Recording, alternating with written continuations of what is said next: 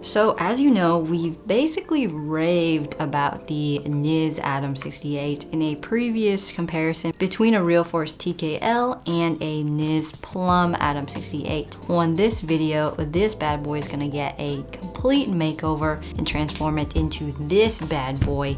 It's heavy, it's aluminum, it's gasket mounted. Let's jump into the video.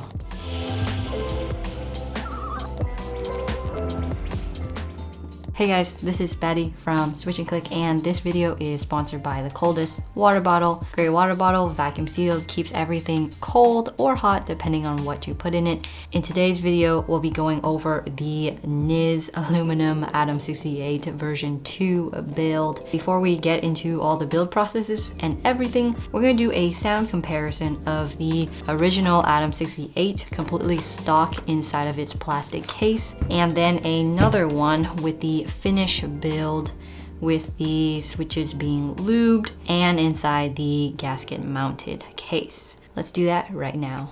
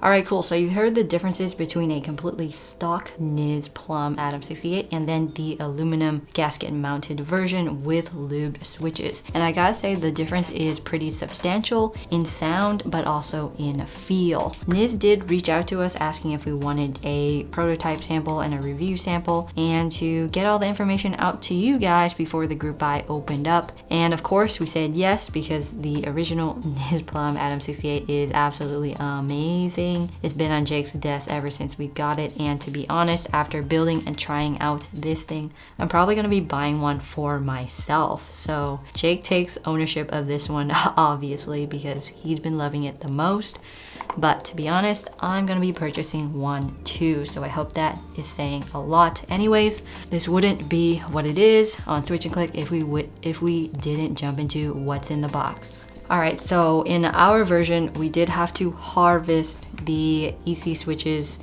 and the PCB out of here. In the group buy, I think that they'll also have the switches and the PCB just like as a separate purchase kit if you're interested in that and you don't have your own keyboard to harvest from. But luckily we did, so that's the option that we chose. So the night before the build, we did harvest everything out of here, and the process isn't really that hard. On the back, you see that there's like a separation from the front case and the back case, so you're gonna pop that open, and after that everything should reveal itself. There's some screws there, and definitely be careful when you're taking it apart, because unlike mechanical switches, EC switches are not soldered in and they're likely to fall and just explode everywhere if you're not careful with it. So keep that in mind, but it's a relatively simple process. It's totally doable, very easy. But anyways, that's the harvesting part. If you do buy the kit by itself, you'll just get everything in bags or however they decide to package it. But that's what we did. Anyways, inside the box, there's a bunch of parts. There's a bunch of screws to attach the daughter board from the PCB to the case. There's the case screws. There's just a lot of small screws that you want to take notice of and take care of, and absolutely don't lose them. You get two kinds of rubber feet. There were the round rubber bump-ons, and then there were the cylindrical black bump-ons that are a little bit lower. They're just a little different. It's all preference. You also get the plate. We ended up getting the yellow plate to pair with this white case. You get the rubber gaskets, and there were actually two kinds of rubber gaskets. One was more of a bouncy rubbery material, and the other one was more of a like foam kind of gasket. So I guess you got the option to pick from either one that you wanted. I picked the rubbery material for more bounce. You got the aluminum case in E white. It has the top piece and the bottom piece, and on the back, of course, you have the weight and the logo in itself, and that looks really nice. We also got housings for the EC switches that we harvested, because we had to put those into the plate that they provide, and alongside that you get plate mounted cherry style stabilizers, because we're no longer using the Co-Star stabilizers in the original keyboard, using plate mounted cherry style stabilizers that come completely stock, unlubed. You gotta put them together, mod them, do whatever you want with them, but that's a very cool addition. And that's pretty much it for what comes in the box. It's a lot of moving parts. Make sure you keep track of them. And I would like to point out one of the coolest things here is that the USB-C port is now on the left side rather than being really recessed in there on the original keyboard. Very cool. There's something inside here that you'll just plug into the daughter board of the original PCB, and that's how that works. Build process time, and this was quite a doozy, and the reason for that is because I've never used or built a gasket mounted keyboard. I've seen Teja do it a bunch of times, so I sort of know what I'm doing, but in reality I got no clue, and there's no guide out there, so you know, this might help you, this might not. You need the plate, you need your switches, you need your stabilizers. The first mistake that we made is that we didn't do the stabilizers first. In my mind, I was thinking, oh, cherry style plate mounted stabilizers, like switches that could be removable, but in reality, they're not like hot swappable switches.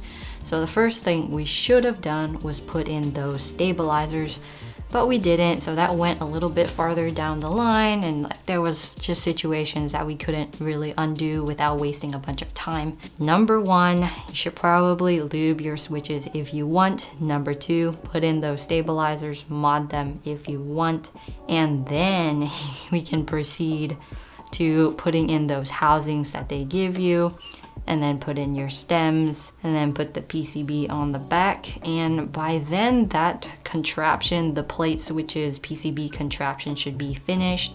After that whole contraption is done, the plate, PCB, switches, stabilizers, all put together, ready to go, it's time to tackle these gaskets.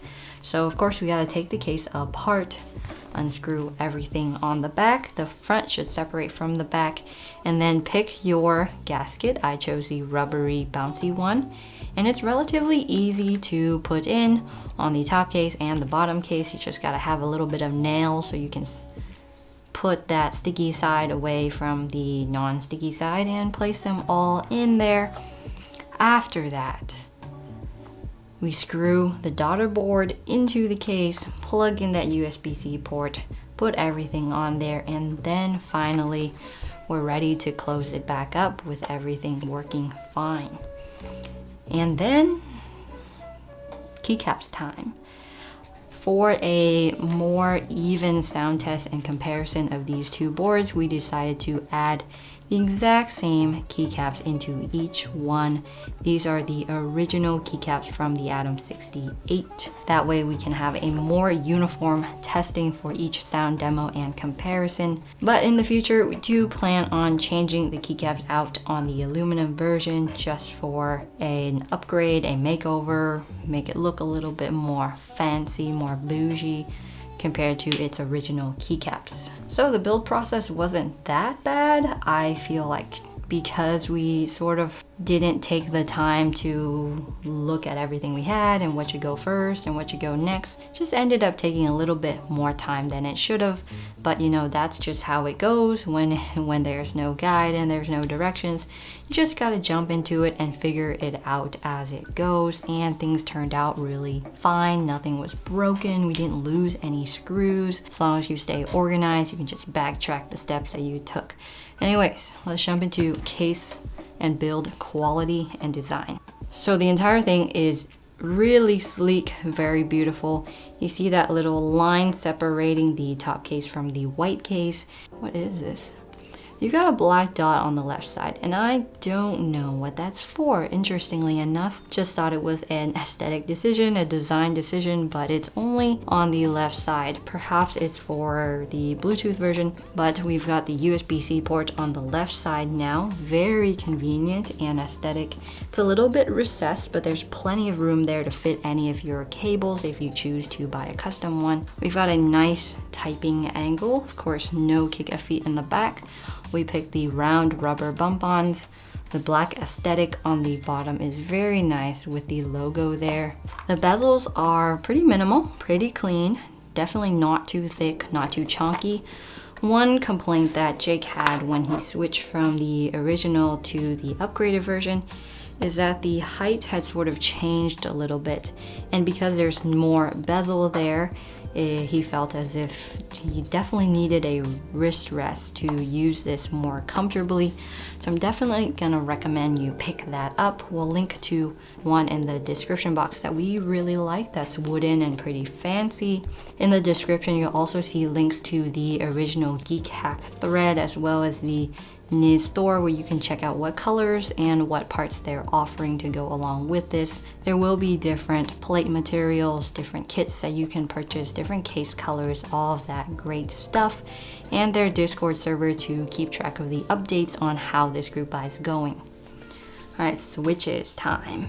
Obviously, these are the original EC switches from the Atom68. However, with this group buy, you also have the option to pick a mechanical PCB rather than the EC PCB.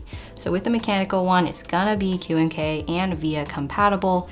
You're going to have to solder in your switches, and then it's pretty much like any other gasket mounted aluminum case keyboard kit. You're not going to need to harvest any switches from an Atom68. You'll just be good going that route. In terms of switches, these are the 35-gram EC switches. They are lubed. We did end up lubing the housings before putting the stems in. They're lightweight, yet because of their rubber dome, they feel plenty tactile enough to really reduce typos and errors, anything that may come along with having a lightweight spring. I found that I type the fastest that I've ever typed at 150 words per minute on the original Atom, and with this one it's sort of the same. My primary benefit for having an EC board is that there's no chance of key chattering, which is something that happens to me not too often, but often enough where I find it to be a nuisance in my typing experience, especially when I'm working and I'm just typing away and it's like, oh, there's a key chatter there. Let me just backspace that and fix that again. Slows me down a little bit and it's a little bit annoying, but with EC switches, don't really find that happening. Alright, stabilizers. So the stabilizers were pretty much the regular cherry style plate mounted stabilizers. They had legs that we needed to clip off. We also had to lube the housings and the wire with 205G0 and dielectric grease. After that, they sounded relatively good. We'll do a stabilizer comparison between the original and the upgraded one right now. The original has co-star stabilizers. The new one has cherry style plate mounted stabilizers, and go.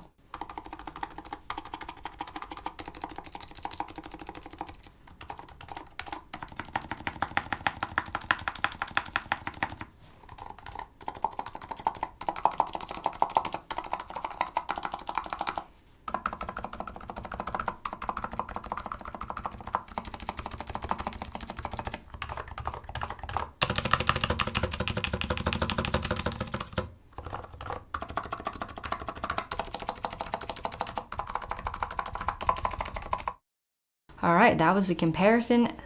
As you can see, the difference is pretty minimal because these switches are relatively dampened and don't really have a harsh bottom out. Hard to tell the difference between the switches, but because of the gasket mount, it feels quite bouncy and more responsive, and the sounds are less rattly and more dampened within the aluminum case. Alright, so that's pretty much the build process, case design, keycaps, switches, stabilizers, everything. What is the verdict on the Niz Aluminum Atom68? And I've got to say, after using it for several days, it's so good that I'm personally gonna buy one for myself when this group buy opens up. Jake has claimed this for himself, and that is pretty reasonable since he's been using this most of the time, 100% of the time when he's not testing anything else. I've been more adventurous and tend to rotate around my keyboards a little bit more, but after using it and just realizing that, oh, there's no key chatter, oh, the tactility is good enough where I don't make typos often, but it's lightweight where my fingers don't get tired. There's a lot of benefits here, and I appreciate it enough to really want one of my own. All in all, I'm really glad they reached out to us to let us prototype this sample. I'm amazed and really thankful that they did that. If you are a big fan of the original Niz EC switches and how they feel on that board, you're absolutely going to love this. The typing feeling is bouncy and springy, and there's a lot of satisfaction that comes into typing on this board, that it's up to you whether you want to join the group buy or not. Also, of course, there will be an MX version. If you do end up getting it, I hope this video helps you out. It is my first gasket mounted build with easy switches, so I had a little bit of difficulty, but in the end, I think we figured it out, and the build itself is relatively easy. There's no soldering required. Really, all you need is a screwdriver to pretty much do the entire build process. It's that simple. Can't say I'm a great keyboard builder just yet, but the process was super fun this time. Again, check out the links down below to keep updated on this group buy, when it will launch, what the prices will be, everything like that. Until then, I appreciate you for being here. Thank you so much for watching. I'm gonna go out and enjoy my keyboard. See you next time. Bye!